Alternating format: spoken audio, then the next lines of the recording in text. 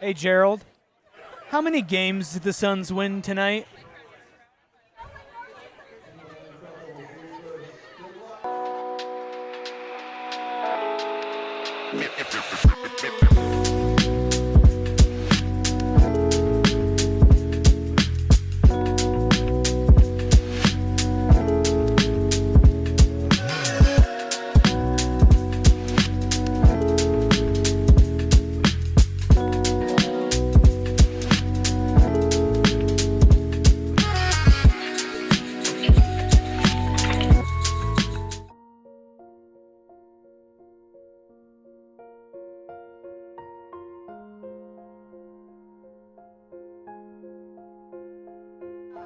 Psychos and sickos unite for what was a disgusting edition of Suns basketball, but hopefully not a disgusting edition of the PHNX Suns postgame show. Of course, brought to you by our friends over at Bet365. Download the Bet365 app. Use code PHNX365 when you sign up and find out why, whatever the moment, it's never ordinary over at Bet365. Luckily for us, we got to spend today's disastrous game out at Spinato's. You might hear some of the events, some of the people talking in the background. They still have basketball contests going on. And let me tell you, as the MC of the basketball events, guys, I saw a lot more bucket making over there than I saw from the Suns tonight as they fall to the Grizzlies 124-109. That was depressing. Yeah, that was ugly. They have lost 8 straight times against this team going back to last year's playoff series. Yeah. Most of them have not even been close. They've been demoralizing. Devin Booker, man, we're going to talk a lot about him, but Devin Booker just has to be better. They need more out of the face of their franchise. This is just disappointing all around because we had been talking a couple of days ago about how it felt like things were starting to turn around, like they had made some progress in some key areas that we hadn't seen from them in a while in these last 2 games.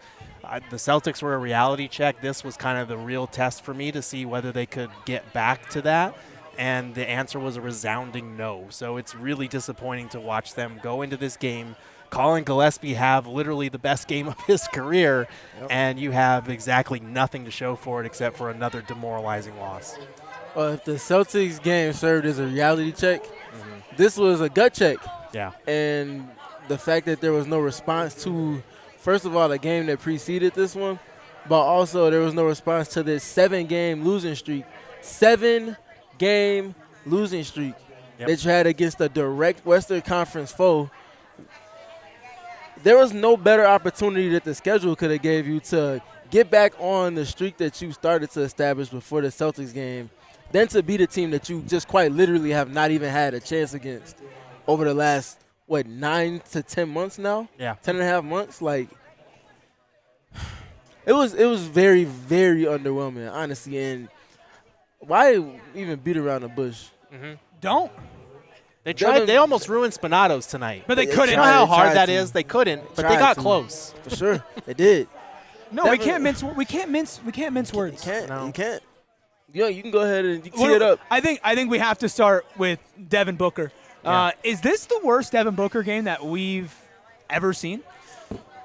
I don't know about ever, but it's up there. He's had some single-digit performances before, but not scoring in the first half. I think he had like 3 points through 3 quarters, something like that.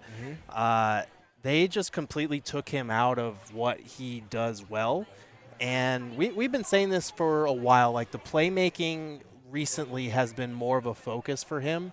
And I think that's because of the changes to the starting lineup, the fact that Beal's not out there. They stopped putting Beal on the ball. They finally went with the guy who has the most juice on the ball in terms of being able to attract defenses, being able to make Kevin Durant's life easier and set him up. And all that makes sense. But when you're getting hit with double teams, you still have to find a way to be aggressive. It's not good enough to just get off the ball and hope that the other 4 guys make a play. Like, I understand he always talks about, like, my focus is making the right play. My focus is letting us play advantage basketball on the backside where it's a 4-on-3 or a 3-on-2. And I understand all that, but unless the ball is getting directly to Kevin Durant right away off of one of those, he needs to find a way to get back in the play, to be more aggressive, to try and turn a corner around some of these doubles, because those doubles just completely take him out of the game. And I understand that he's like leading the league in hockey assists or whatever, and that's great. But at the same time, this was a game where they needed him to score. They needed him to play make. And you look at the end result, 10 points and 6 assists on 4 of 14 shooting. He did neither. He wound up accomplishing neither one. He's got to find a way to be more aggressive. I do think there's been a little bit of an over-exaggeration about how bad he's been this season, but this has been one of his worst seasons since arguably his 3rd or 4th year in the league, and the Suns need more from him at this point. There are a lot of reasons why they lost this game, and again, I would point to the defense, giving up 124 points before anything else, but you need more out of the face of your franchise and your second-best player. That's all there is to say about it. I'll preface with, and then get to the main point. Question for Gerald. Yeah. How many dribble handoffs did we see Devin Booker come off of today? Not a lot. How many times did we see him come off a pin down where there was like an actual screen set for him to get separation and an advantage to be created, and then for him to be able to play off of that? Yeah, that's fair. I'll preface with that portion not being nearly even close to where it needs to be. I keep tapping the sign on dynamic touches. Get him the ball and movement. If he's getting double teamed off of static pick and roll touches, if you get him on movement, it's a lot harder to double team him. It's not going to be as sharp, and there's going to be other advantages that can be created. Sure. Okay, that part being said.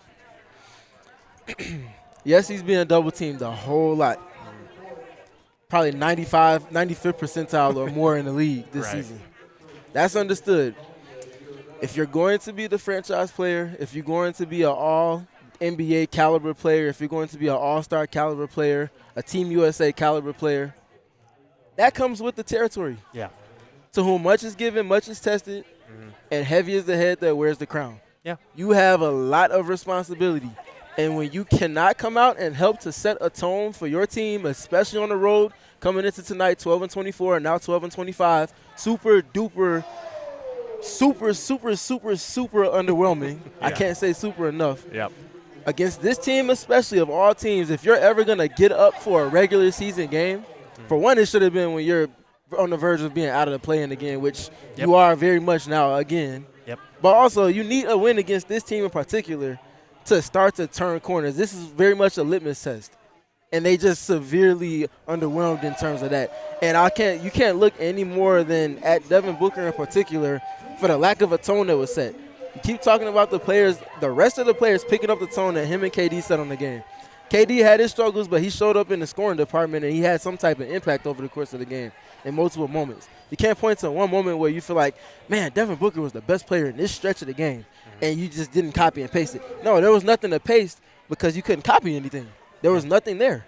Yeah, I don't take the double team stuff, and I remember saying this when KD was out earlier this season, when Beal was out earlier this season, and it was like Book playing OKC, right? And I know that's an extreme example, but OKC's showing crazy defense, or I think they even played Minnesota in that stretch as well. And it's like, man, Book is not being put in the right positions. Devin Booker has been the type of guy, basically since he came on in the league, right? Like, obviously the first couple of years he was still molding, growing. He was on poor teams, so he was getting attention, but it was different. But once the Suns started getting good, he was the kind of guy that you could throw doubles at him. You could throw any type of defensive look at him, and he would respond well. If anything, he would feel like he takes on that challenge, and he elevates to that challenge. And I don't think he's sitting there, like, scared. I don't think he's sitting there like, oh, no, a double team. But something is not clicking with him, and he looks like a different player when he's being put in those positions. His overall counting stats at the end of the season will be completely fine. I will still defend Devin Booker as a player and as overall a block that you can build around for a team.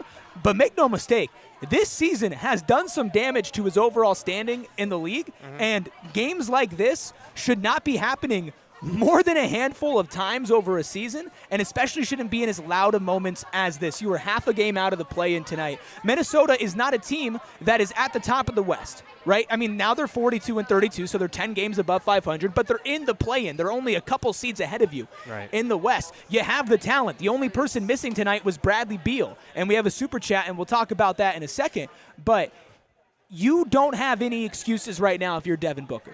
There's no, hey, you don't have Kevin Durant to throw you off. Or, hey, man, now you don't have that defense because of Collin Gillespie and Ryan Dunn and Oso Ighodaro and Cody Martin that you could throw out there, Royce O'Neal that you can throw out there. The excuses are gone at this point. He needs to step up in a big way in big games, and all they have left are big games in a big way. Right, and it's demoralizing because, like you said, the counting stats are not going to look that terrible at the end of the season. Like, coming into tonight, he was at under 26 points per game, 7 assists, shooting 46% from the floor, 34% from three, slightly higher than the year that they actually went to the finals from three-point range. The difference is that this team is not winning. And so when you are not winning and your counting stats aren't where they've been in recent seasons, you're going to get your fair share of the blame for that. He has not been up to the individual standard that we expected, and as a result, the team has not been up to the team standard that we expected. And it's not just on Devin Booker. We've covered this so many times. There are so many reasons why this team is underwhelming, but when you have a lot of underwhelming pieces or things that haven't worked out, you rely on your superstar talent. You rely on the faces of your franchise, Kevin Durant and Devin Booker. KD has delivered. Devin Booker has not. He just has to be better. He has to be more aggressive. I watched him tonight and last game as well, and I see a player that's a little bit in his head about, once again, trying to navigate that gap between being the playmaker, getting off the ball, letting his teammates attack advantage basketball, setting up Kevin Durant, all this stuff, and being Devin Booker. And it is a hard line to walk. I'm not going to say that it's an easy one, but he has to walk it better than he has over these last two games in particular.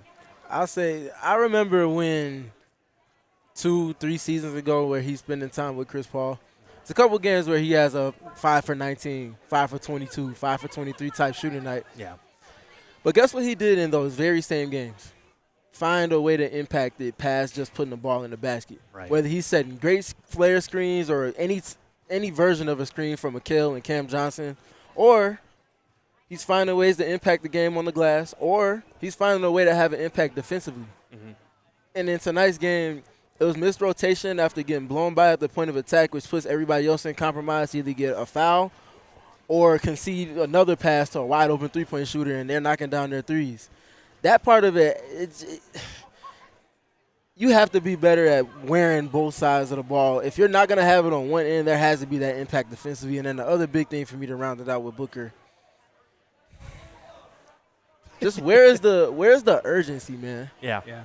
Everybody, you spent all of Olympics, all of the playoffs hearing about Anthony Edwards lapping you as the best shooting guard in the league. He's the best younger player in the league, this, that, and the third. And you get these direct opportunities, and you don't have a dub to show for it in any capacity. I don't know if he's outplayed Anthony Edwards in any of these games individually as well, on top of all of that. I think the only game that it was close was the game that they lost because of the Julius Randle buzzer beater. Right. Correct. He had a good game that game. And I say that, like, the playmaking is cool. All of that is really dope, and it's not to be just completely forgotten about. Sure. But why does he have the opportunity to make the plays that he's able to make? Because he's such an incredible scorer. He draws the attention. His gravity, his scoring prowess. You don't get to manipulate tags and play off of people going over screens if it's not because they respect you, honestly revere you as a scorer, to the point where their game plan is steered towards you getting these double teams, towards you seeing all these extra bodies. You have to wear both hats, to Gerald's point. And if you're not going to wear both, this team is not going to get where they want to be. Heavy is the head. Yeah. Like, this is not the type of expectations that we would put on anybody else on this roster minus Kevin Durant, right? I don't even put the playmaking prowess I'm just on saying, him. like, But yeah, for sure. Where we hold you to a standard where we're asking you to be elite at multiple things at once, right? We're asking you to be a borderline top 10 player in this league when you are at your peak. Like, that is something that he has earned the right to be criticized if he does not live up to that standard. And if you are not doing that, it's on you to find a way to get back there. And like you mentioned, Stephen, in a game where it felt like he would find a way to impact when he would have a 5 for 19 game, I'm now sitting in a space where I look at the next game. GDP in the chat says Book's going to put up 35 next game. Y'all better watch. If this was a year, 2 years ago, I would sit back and I would feel the same way. And I think he has every ability in the world to go and do that. But the way that this season has gone, I can't sit back and confidently say that next game is going to be a bounce-back game from Devin Booker. And that is, in its own right, concerning to me. Yeah, absolutely. It just feels like it hasn't come naturally to him or to the Suns as a result all season long. I genuinely don't know what it is. I think he's leaned too far into the take what the defense gives me, read the defense, make the right play, that type of stuff. Sometimes he's just got to be Devin Booker and understand that, like, even though your teammates are a lot better than your first 3, 4, 5 years in the league when you had to go up against these double teams basically by yourself and try to find ways to score anyway. Like, even though Kevin Durant is on the court and you want to get Kevin Durant the ball, you want to get Grayson Allen catch and shoot threes, all these different guys catch and shoot threes, you still have to be Devin Booker. Like, because at a certain point, the playmaking's not going to be there if teams don't respect your ability to score, if they know that you taking a shot is now an inefficient shot. So that's I hate the whole conversation about Devin Booker has regressed because it's one season. But at the same time, this one season, he definitely has regressed in multiple areas, and that's a problem.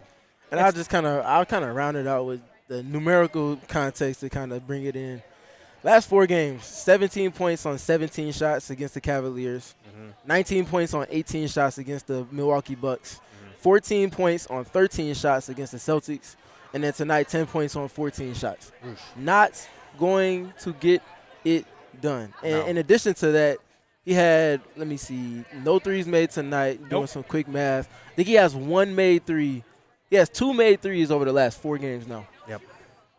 That's not good. Not going to get it done. Yeah, it's very clear that Devin Booker is not our big, bright, shining star tonight, but we will name one.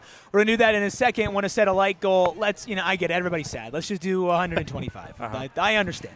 Vibes are not high right now, except for here at Spinato's. If you see everybody behind us, they're enjoying some delicious pizza. And somebody said in the chat, well, at least y'all had pizza to wash it down. And that is true. We did have Spinato's. We are going to be naming our big, bright, shining star. We'll be getting into the numbers, and we will continue to talk about this disappointing team right after our first break.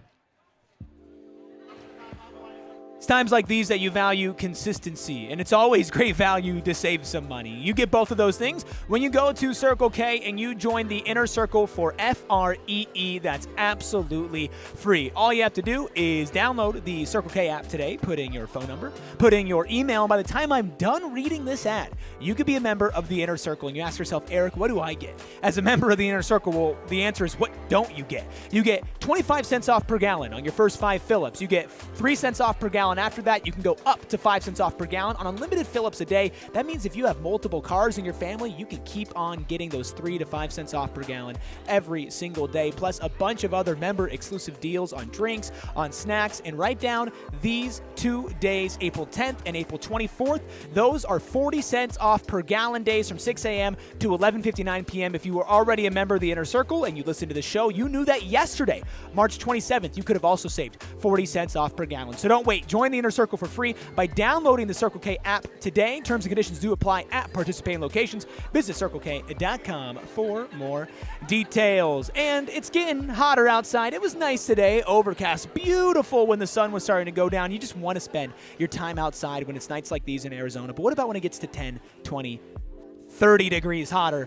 You still want to be able to spend time outside. There's a lot of beautiful scenery here, and that's why All Pro Shade Concepts is the perfect place for you to extend your outdoor living space with a custom awning, hundreds of designs and colors, motorized or manual, and of course they can match your pesky HOA to make sure that you are actually allowed to install it. But why get a roll-down patio shade from All Pro Shade Concepts? Well, it can keep the cool air in during the summer, keeping your patio up to 20 degrees cooler, and 100 and 120, as you'll learn over the summer, Stephen, is a very big difference. Plus, in the winter, you can also extend it because it keeps the warm air in and the cool air out.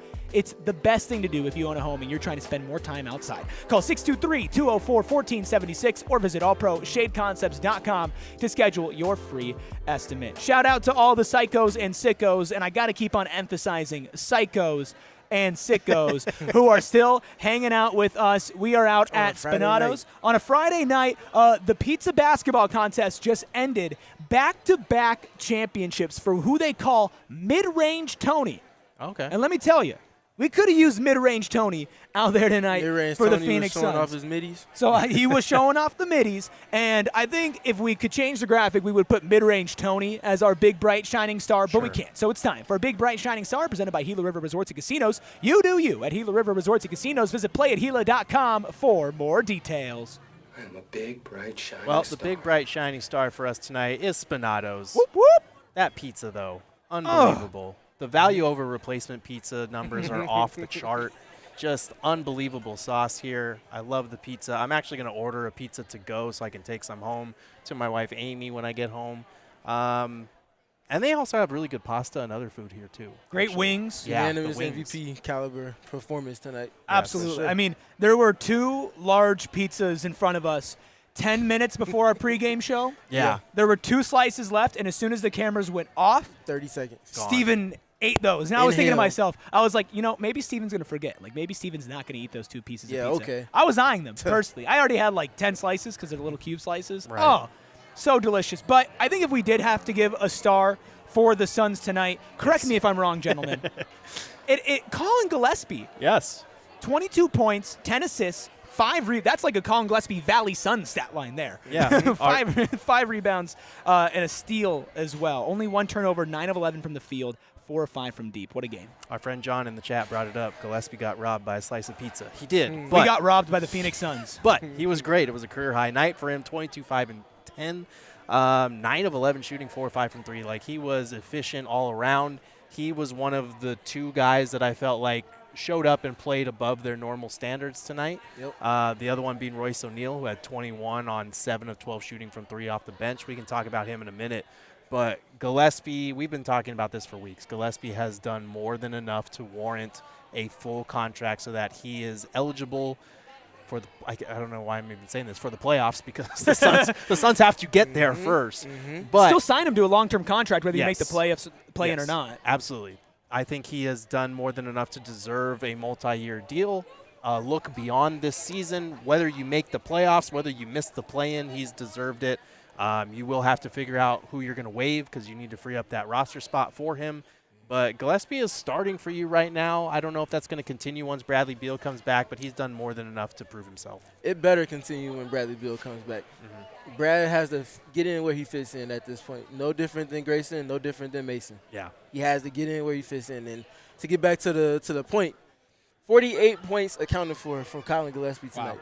48 points. Yep. That's incredible. That's an incredible floor game for anybody, but especially a player that's recently kind of taking the reins of the starting point guard position for the Phoenix Suns. Right. And he played the exact way that they need him to, regardless of if he puts up the 22 and 11 that he did tonight or if it's like 9 and 5.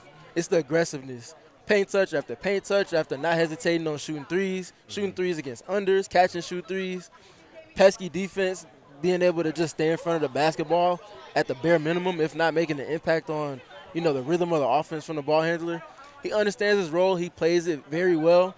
And he plays it so well that they don't have to worry about whether he's actually doing his job or not because of the consistency. And that's something that if it was multiplied to the rest of the players on the court with them, they probably would have won this game. There's a chance that one of the few good things that we could take away from this season is Collin Gillespie. Yeah. Because if you're going to have a season like this, I mean, obviously Ryan Dunn, right? We've seen Ryan Dunn didn't have the best game tonight, but you've seen him grow. You know he's going to be a piece that you could build around. Same thing with Oso Ighodaro. You're going to leave this game thinking, or the season thinking, Oso can be a piece for us going forward. Same thing with Collin Gillespie. Starting the season on the Valley Suns G League team to playing so well that we're all sitting up here being like, it should basically be guaranteed that he's signed to a multi-year deal. You got to walk away from the season with something. Like Denzel, I'm leaving here with something. Like, you got to leave with something positive. And if that ends up being Collin Gillespie when it's all said and done, a backup point guard role for him on a contending team, I think, is extremely viable for him in the short-term future. And I would love to see him on this team at a nice, controllable price for the next couple of years. Yeah, absolutely. And that's going to be a key for the Suns. Obviously, the biggest key for the Suns this summer is going to be getting off of Bradley Beal. But you need to find a way to bring back Collin Gillespie and turn a couple of players that are decent role players into bench players like they should be. Like Collin Gillespie, he's a quality backup point guard. He probably should not be starting on a team that wants to contend. Same thing absolutely for Nick Richards at the center spot. He can be a decent backup for you. He is not your answer at the starting spot. You need to find a way to replace those spots, and you need to find a way to turn Beal into something that you can use next year. But I do think they have a couple of solid rotation guys like Collin Gillespie, Nick Richards, Cody Martin, guys that could be back at a very low price tag next year. The trouble will be finding ways to replace them and upping your ceiling with who's in that starting lineup. I look forward to Collin's growth for a few reasons. I imagine they're going to be in a better state in terms of starting point guard play next season to where he won't be overtasked with that particular role. Sure. But for him in particular, I'm looking forward to him driving the competition bar for the team to different heights. Yeah. As a role player, coming to practice, being able to pick up an opposing point guard or starting point guard, full court, just getting after it, building that sweat equity, those little things that a role player brings on a day-to-day basis kind of get forgotten in the process. And that's something that he's done whenever he's been healthy consistently. That's why those efforts, those same efforts that he's brought from practice to games, don't really surprise anybody. When you ask Gerald, when you don't ask the tough questions, Yeah. when you ask them Come about, on, man. are you guys like surprised that did you know Collin had this? And everybody's like, he does that at practice all the time. Right. And that's the thing. It translates to the game because he brings it to practice every day, and that's going to be something that's conducive to this team turning corners if they build the roster out the right way going into the next season. He's already the confidence too. Gerald, you talked to him at Summer League, and he was talking like he's like, I'm going to be playing on this team. Yeah. And then they signed Monte Morris and they signed Tyus Jones. Yeah. And you think to yourself, oh, man, he's going to end up in the G League. That really sucks for him. Well, when it's all said and done, he's starting for the Phoenix Suns, and yeah, they've lost 2 in a row, but they're still 4-2 when he's in the starting lineup, and they're 35-39 overall in the season. I know it's a small sample size, but you still have to give him credit. Let's give credit to a couple other players tonight before eventually we get to the numbers and the vibes go downhill. Plus, wait, by the super way, chats. If you didn't already know, Collin Gillespie has been a blue-collar boy since he became a starter. How many blue-collar boys do we have? We're up to like 6 now. Well, do we want to talk about another blue-collar boy, and Royce O'Neal? We can talk about them all game. All 7 to post- all 12 postgame. from deep, 7 to 12 from the field, baby. Yes. Pure deep buckets from Yes. Royce O'Neal tonight. Yeah, and he was overtasked with guarding players like obviously Julius Randle, but also Rudy Gobert as well, in addition to Naz Reid, because the Suns don't really have anybody else to kind of fill that void if it's not Kevin Durant that's guarding those particular players. He did as good of a job as you can ask for from him against those particular matchups. He's clearly conceding size and length and athleticism in most of those matchups as well. None of those things are going in his favor, but he plays with a certain edge that helps to kind of neutralize the impact of some of those disadvantages that he sees. Hence him being the first blue-collar boy that was named to the team.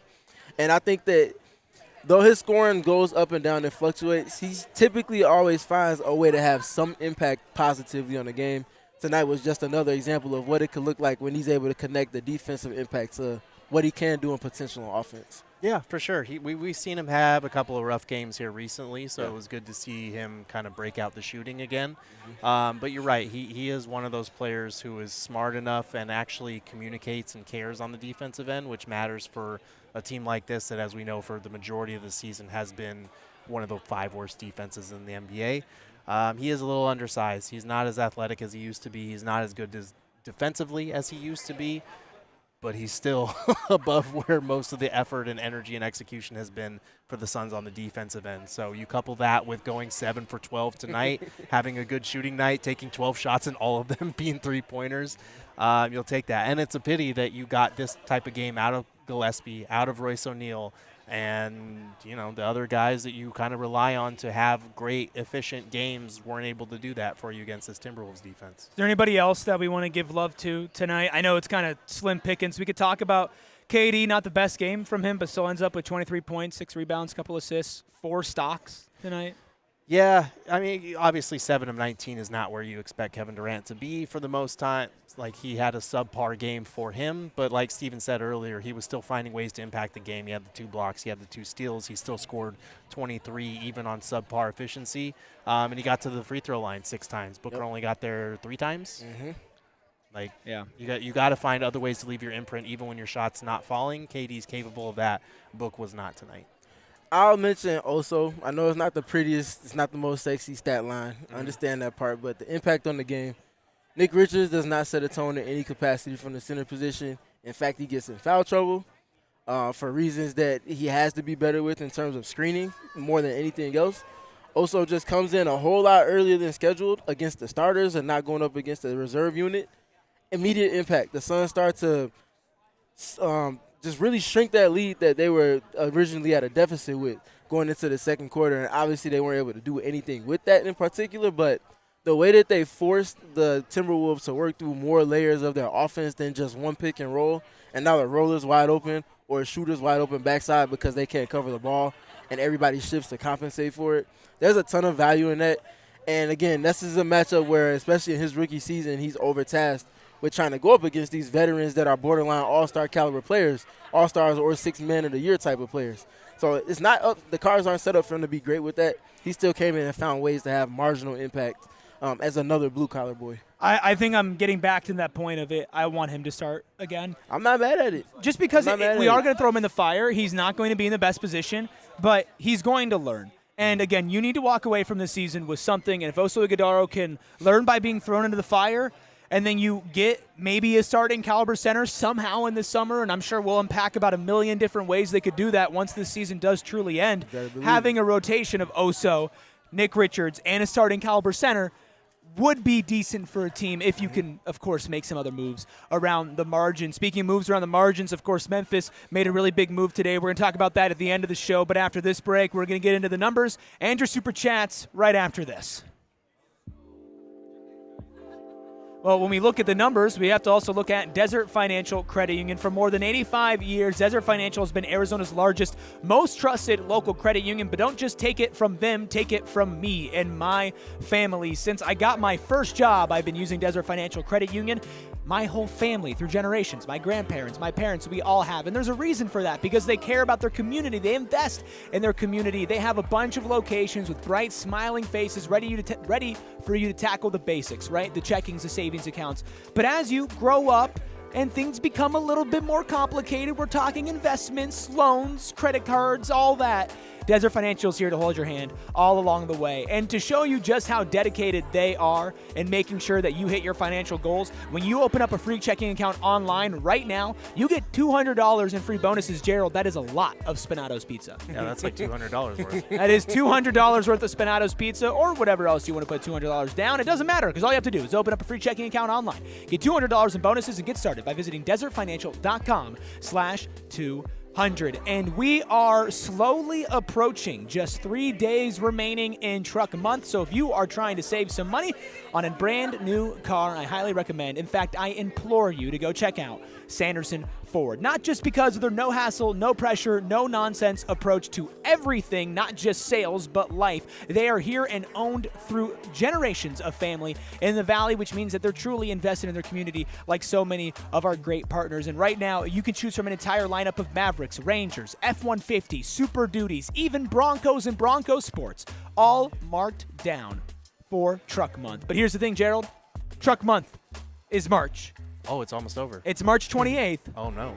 There's only 3 days left. Yeah. So make sure you get out to Sanderson Ford, stop by the Starliner Diner, take a look at their history through their museum, but most importantly, no hassle, no pressure, no nonsense, and get a new truck or Bronco Sport. Offers all expire on March 31st. Speaking of expiring, it feels like the Phoenix Suns are close to expiring, and I'll probably be close to expiring after we take a look at what's in the box, presented by Desert Financial Credit Union, Arizona's #1 credit union, named by Forbes.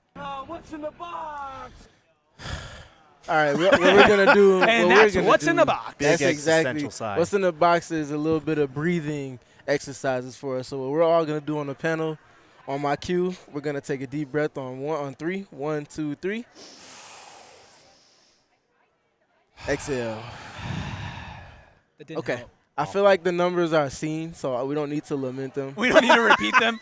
Everybody take a mental picture. I took what's in the box as an opportunity to practice our breathing techniques. Okay. Keep ourselves calm and find other alternatives besides what your typical go-to is to cope with underwhelming performances from the Suns this season. What are we learning from this Sun season? What are we walking away with? Healthy coping mechanisms, thanks to our friend. That's great. If I've ever taught you anything and it's not basketball related, if I taught you how to deal with stressful or moments that leave a lot more to be desired, breathing techniques, you're welcome. Well, speaking of stress, I think it's time to get to our Super Chats. If you want your Super Chat read on screen, well, you can send it in. Any price will do. Let's start it with Samuel, who I think that's $5 Australian. Because there's an A in front of it. I've never seen a straight-up capital A in front of it. But either way, $5. Says, blitzed every on-ball. Oh, yeah, let's keep running high on-ball screens. Get butt out.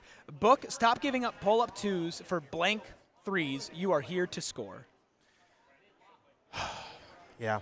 Yeah. Deep breath. Maybe after every Super Chat, we just – oh, and I missed one. Yeah. I missed one from the Damari. 199 says, honestly, I think we needed Bradley Beal tonight.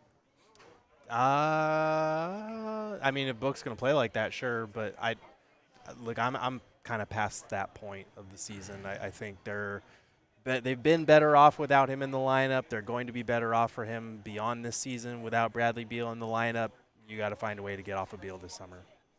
Yeah, if he's going to be an outlier in terms of his approach and his impact and his energy, then he should be separated as far as him being in the main rotation. But if he's going to be able to find a niche with this new iteration, his impact in terms of being able to get a paint touch would have been very valuable. And that's a lot of the reason why Collin was able to be so impactful tonight. You want to read Maria's? Yeah, sure. Thank you, Maria, for your $5 super chat. I prioritize my mental health tonight and stop watching after the half, but can't pass up supporting my favorite crew. Thank you, Maria.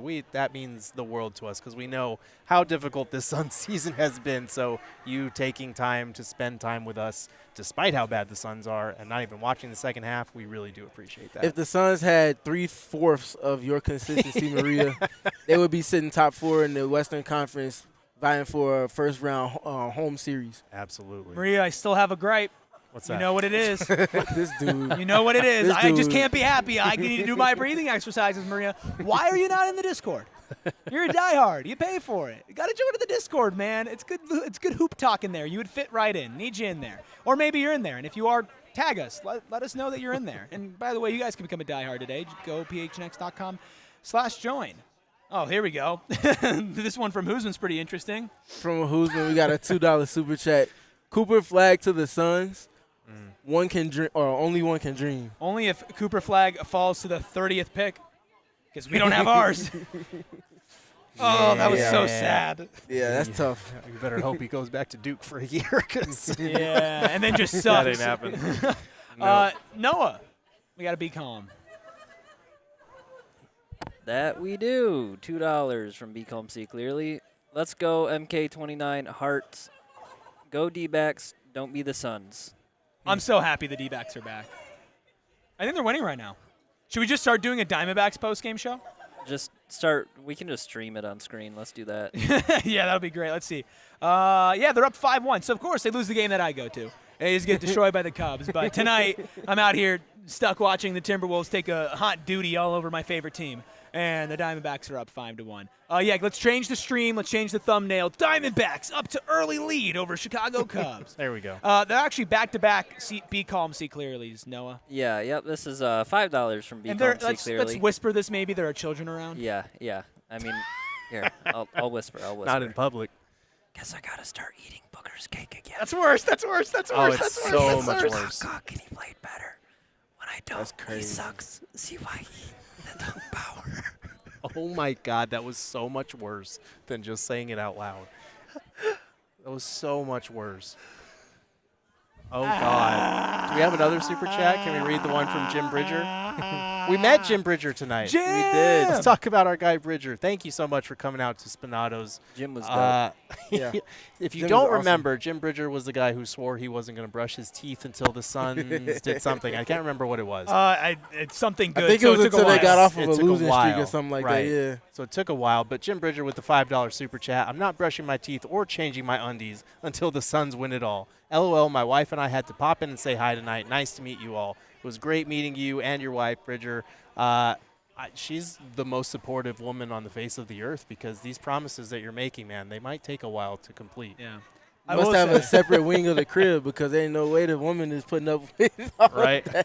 I will say, I immediately, as soon as I met Jim, and maybe this says more about me, Stephen told me this is the wildest thing that he's ever seen anybody do. Oh, man, listen. I look him dead in the eyes. I go, breath check. I need to smell your breath. Because he looks like a well-kept, good-looking guy, right? Like, he takes care of himself, had a good fit on, right? So you think, oh, this can't be the kind of guy who doesn't brush his teeth, right? So I didn't get close. I wasn't like, nose in the mouth.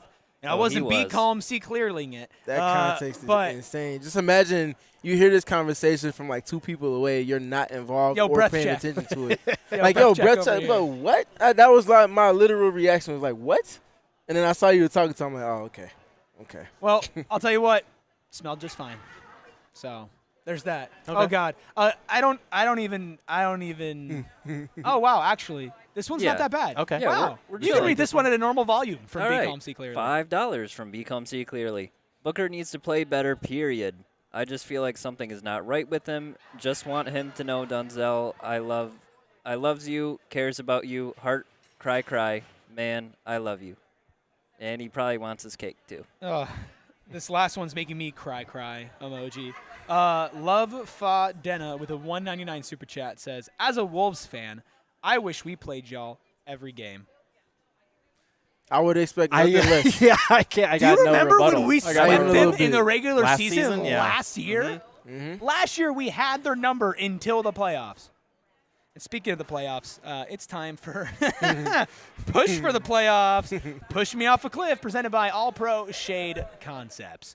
The Suns going into tonight's game, they were a half a game out of the 10 seed. Now they are a full game out of the 10 seed. And the Dallas Mavericks are still there, who are still trying, by the way, with Anthony Davis, in a game and a half, Stephen, behind the Sacramento Kings.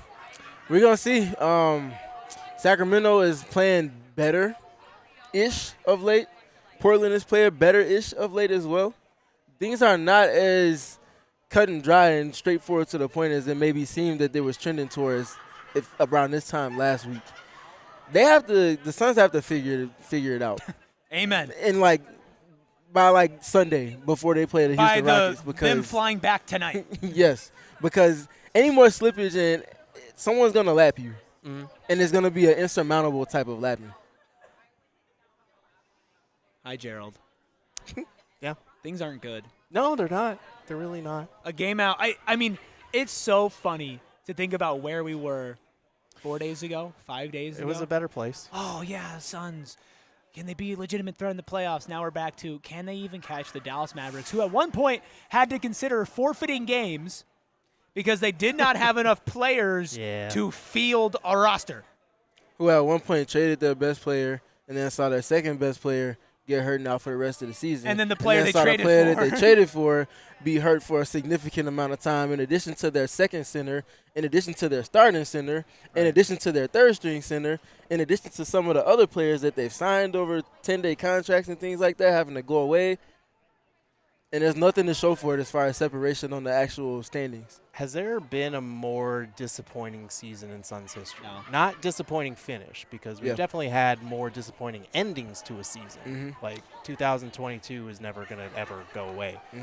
But has there been a more disappointing season in Phoenix Suns history? I'll trade 2022 for this every day of the week, and that's the saddest thing I've ever said in my entire life. Absolutely. Like, That genuinely, season was at least like, fun. How depressing is it that I would trade the season that may be the most embarrassing playoff exit of all time for any team?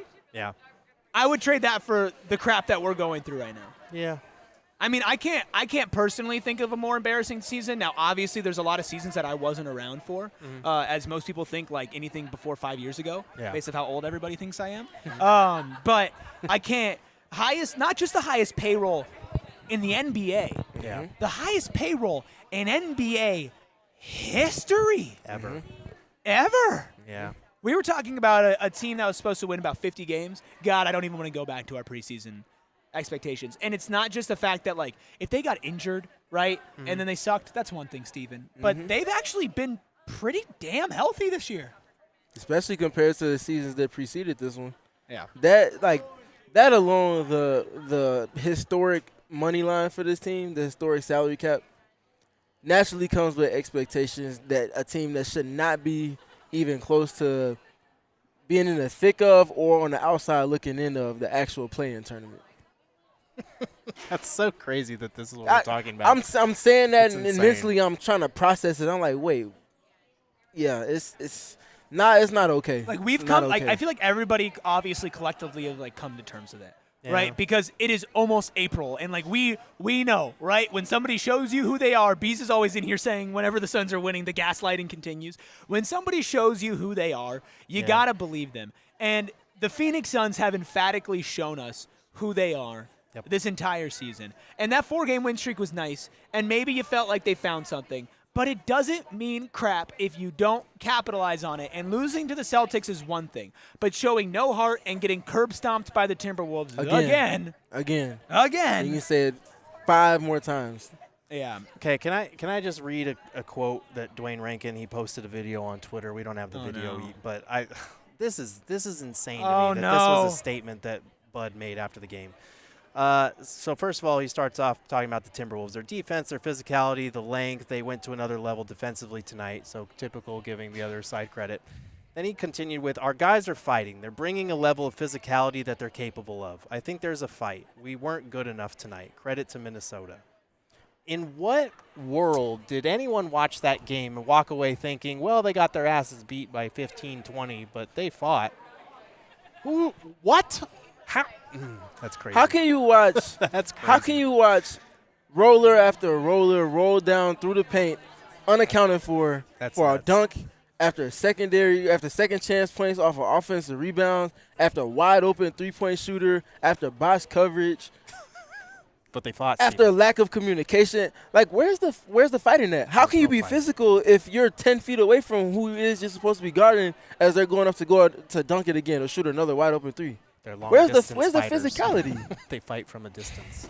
Yeah, that must be what it is, because there's no way you can talk about fight when you lose to this team in particular. Right. The same way that you've lost to them multiple times throughout this season alone and dating back to the playoff series that preceded this season. It's impossible. There's no way. That's crazy, man. There's And I'm no way. I'm not even going to say they, like, quit on the game or anything or quit on the Of course. season, but, like, saying that team had fight in this game is nuts. Exactly. It's broken Erik, and we were having a good time at Spinato's Pizza. Okay, so for no We were. reason whatsoever, and Sure. only because I'm driving this show, I think it's time to tease the next segment. Hey, the Memphis Grizzlies fired a head coach today. And let's talk about maybe a future where he could be in a Phoenix Suns quarter zip. This feels so much like deflecting at its finest. Well, let me deflect. But this is where we are at. Captain America with the shield. That's exactly what we're doing right Let now. me deflect right after our final break.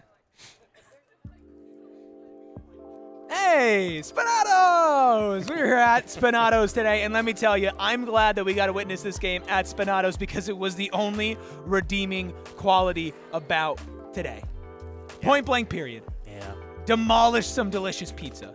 we did. I watched some good hoops emceeing this pizza basketball contest. Not on the screen. Out No. there. I literally was saying, because I had a microphone in my hand, which is always dangerous, giving me a live mic, as everybody here knows. Sure. And I thought to myself, I'm like, oh, and I said this out loud, I'm like, we could use some of it, y'all, in Minnesota right now. Yeah. But you talk about consistency, Stephen. Spinatos is the essence of consistency. Whatever pizza you get, whatever time you show up, whatever location you go to, you know that you are going to get the best pizza. We got the red zone today. We also got a plain cheese pizza. I will not ask Noah for his take on plain cheese pizza. Or ranch pizza. Or He ranch. backed down last time. But listen, whatever you fancy, whether it's wings, salad, calzones, pasta, or of course that delicious Spinatos pizza, you can get it. And info of all their watch parties and pizza basketball contests, which I think might be over. So just come hang out at Spinatos, get some good food at SpinatosPizzeria.com. Spinatos, the official pizza of your Phoenix Suns. And of course, big shout out to our friends over at Gila River Resorts and Casinos. Just 2 days left to check out the collection by now current Sacramento State head coach Mike Bibby. They've reimagined the upper deck kitchen and bar over at Gila River Resorts and Casinos Wild Horse Pass. If you've come out to any of our watch parties over there, it is the same exact location, but they've completely redesigned it with a bunch of shoes, sneakers, the story, the history behind it, unseen colorways. If you are a sneakerhead, I highly encourage you to go check out Mike Bibby's personal collection that spans decades with, again, rare, limited edition releases, and of course, exclusive colorways straight from the vault. Go to playathila.com/promotion/the collection and you do you. At Gila River Resorts and Casinos, visit playathila.com for more details on their staycations, their upscale dining, their casual dining, and of course, their state-of-the-art gaming floor. Okay. We are at a point where a team that was the 4th seed in the Western Conference fired their head coach today. Yep. The Phoenix Suns, of course, still technically employ Mike Budenholzer. But, Gerald, as you've reported, if the Suns miss the play-in, which they right now are on track to do, Yes. everything's on the table, including moving on from Mike Budenholzer. So instead of discussing if they should move on from Mike Budenholzer, let's live in a world where they do. Hypothetically, is Taylor Jenkins a good candidate to be the next head coach of the Phoenix Suns on paper? On paper, sure, I could see it. I don't think that if you fire Mike Budenholzer, going to another coach on the Mike Budenholzer tree is something that you're going to pitch to Booker and or KD if you are planning to trade Beal and build around Book and KD, which should be the plan. I was very confused by this, and I think a lot of people on the outside of Memphis were confused by this. And then I kind of asked people to explain to me why this happened, and a lot of Memphis people were telling me he had lost the locker room. There were questions about his rotations. It felt like unless the team was seriously shorthanded and he was able to turn a lot of the role-playing guys into good, legitimate rotation pieces, that the team was underperforming. I think injuries obviously played a big part in that, but the Grizzlies kind of felt like they had hit their ceiling. I am very surprised they chose to pull the trigger on this, 7 or 9 games before the playoffs, whatever it is for them. As a home court team. As a home court advantage now they're fifth, team. sorry. That's kind of surprising to me, but to be honest with you, I don't know if bringing in another guy who's in that same kind of coaching tree as Bud, even though they're very different coaches, and they have different philosophies, different principles, different ways of coaching, I don't know if that's something that the Suns would consider. And this is just me speculating. This is not me reporting or anything like that. I truthfully think if you are keeping Book and KD, it's going to be a player's coach type of guy, a former player. It's going to be someone that Book and KD probably have a more active say in who it's going to be. And I don't know that Taylor Jenkins is someone that they would look to and be like, that's the guy that we want. I truthfully think if they do fire Bud, Chauncey Billups is the guy that I still think is going to wind up being the Suns head coach. I think there was buzz that both KD and Book were interested in Chauncey last year. Obviously, he has the team option in Portland, but it feels like that's going to be a parting of the ways at this point. And if he becomes available, I would not be surprised at all if Chauncey is the next coach of the Suns. I can definitely see a world in where the Portland Trailblazers are very entertained by the thought of Taylor Jenkins coaching their roster, because he has a long history of being successful with the development of young players. Yeah. Obviously having an offensive system that's very modern and conducive to being sustainable. Naturally, I think the Portland Trailblazers have a ton of pieces that fit that particular style of play that he would want to play to as well.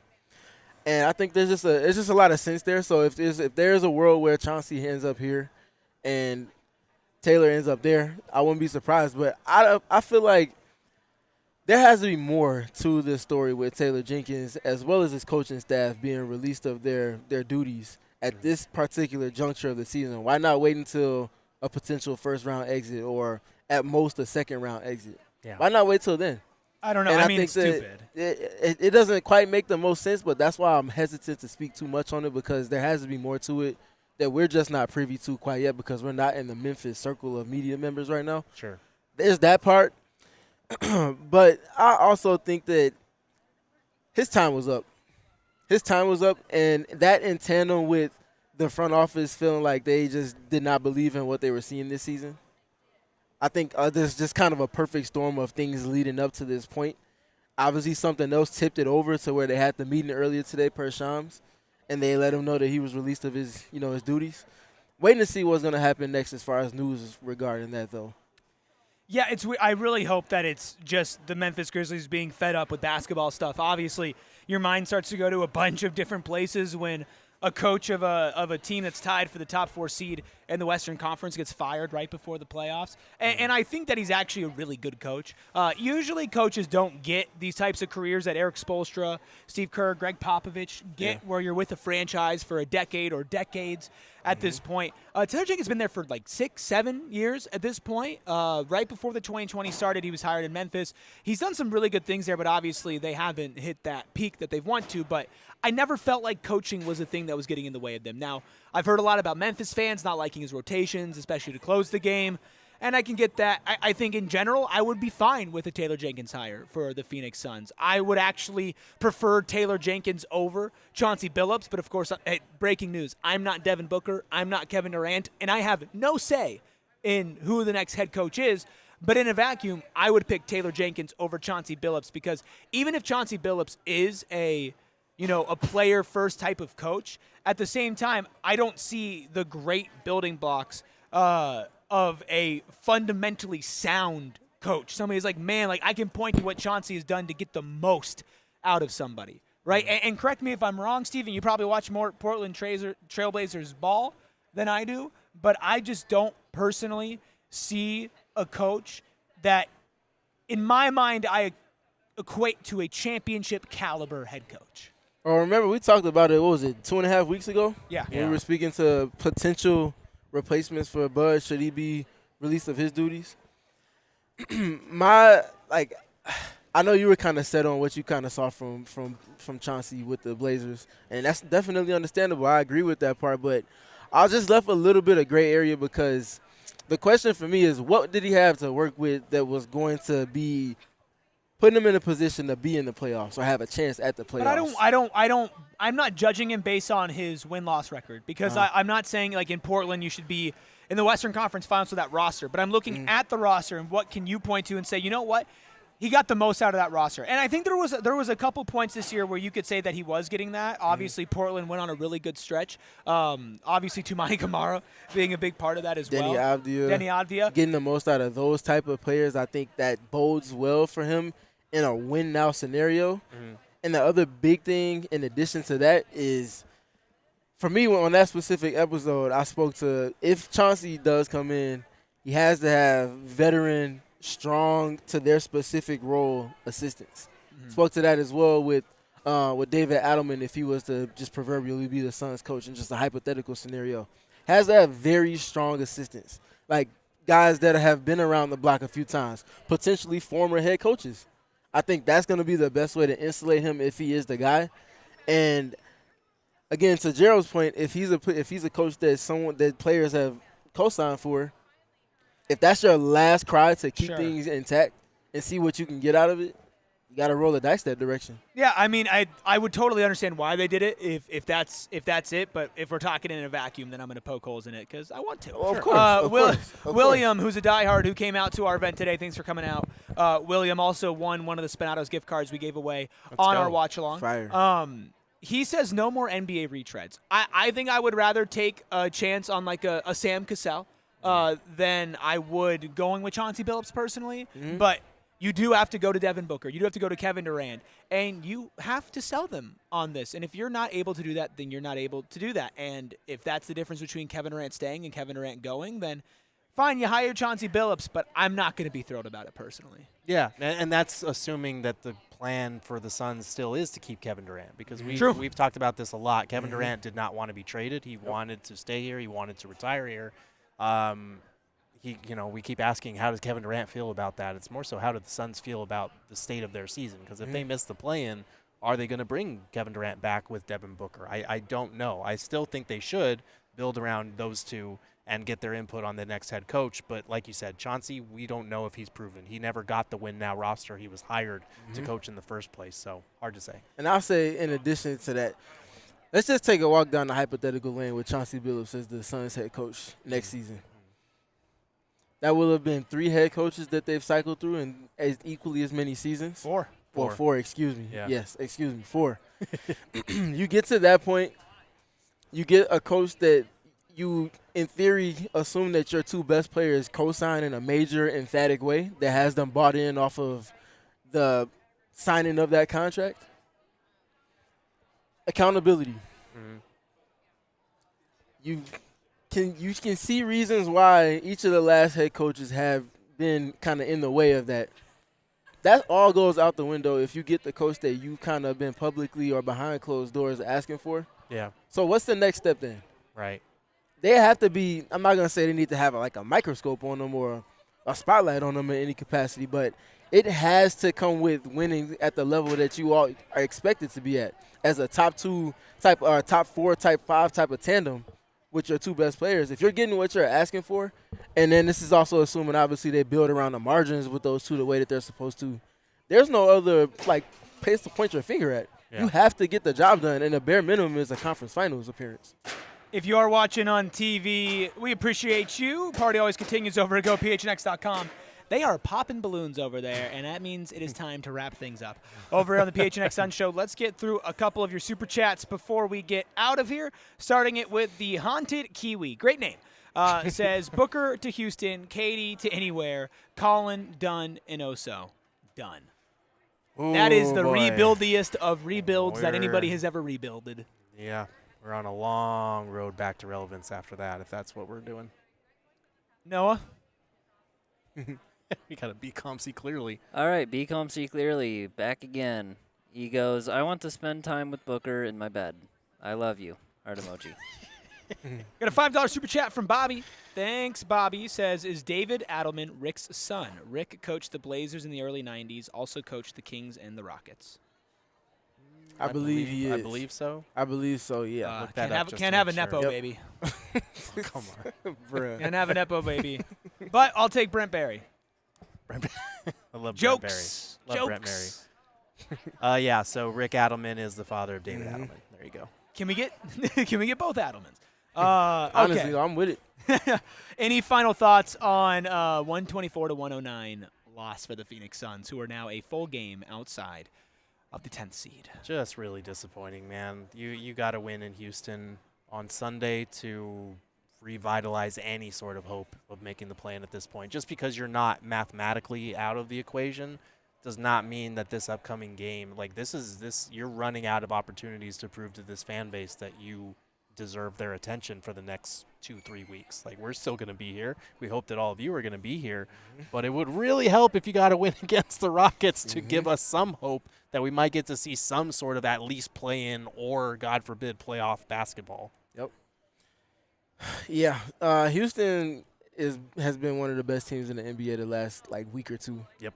Or 3 actually. It's not going to be easy if you can't bring at the bare minimum the fight, and not just from the blue collar boys, but from everybody that's in the rotation. Not just the fight that Bud saw tonight. Yeah, tons of physicality. Oh, yeah, no, got to give him credit. Yeah, no, yeah. Like genuinely, at some point, Yeah, no. pride has to kick in Yeah. because you're severely underwhelming. In addition to that, we're seeing a lot of other things outside of you underperforming that are popping up. Talk about Anthony Edwards and Matt Ishbia today. Oh, my gosh. We haven't. Oh, my gosh. That was so teams bad. are only comfortable doing these type of things because they know that they have you at their mercy.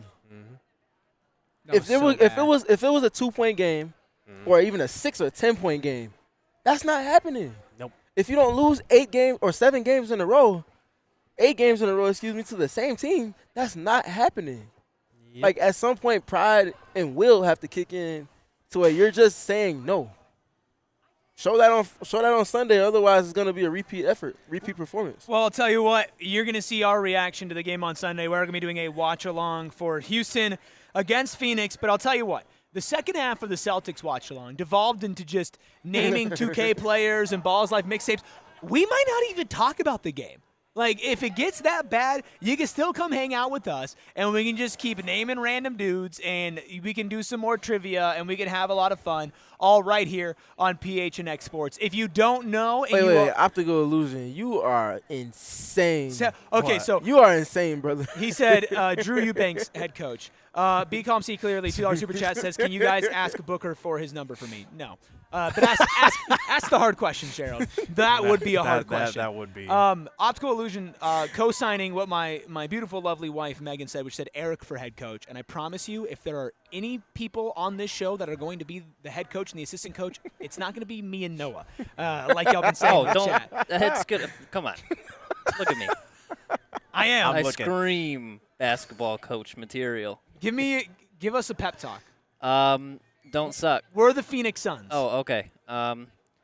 Hey, Devin, do you think you could maybe make some more shots for me? Thanks. Please. I'd appreciate it. Hey, also, Kevin, I'm kind of going to need you to pick up the pace just a little bit. I know you're getting a little up there in age, but you